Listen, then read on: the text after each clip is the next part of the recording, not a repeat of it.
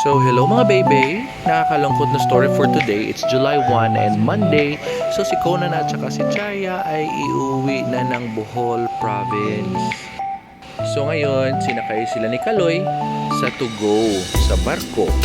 Kasi yun na yung pinaka-ideal para may uwi yung mga dogs sa province. Ayan, so Conan has been with us for 3 years already.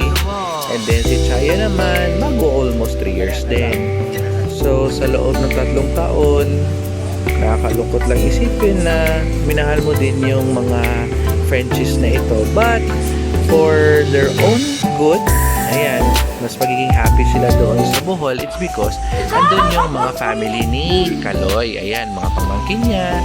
So ayan, happy yung mga puppies. Mga puppies, malaki na po sila. So ayan, happy po yung mga dogs. May, papi ako kay ano ko, mas dagdag protein ang papi.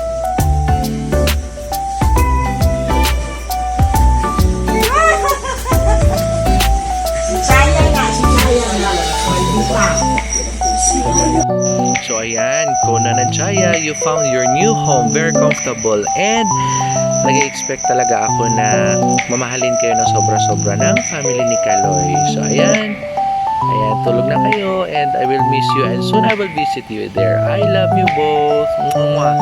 See you soon mga babies.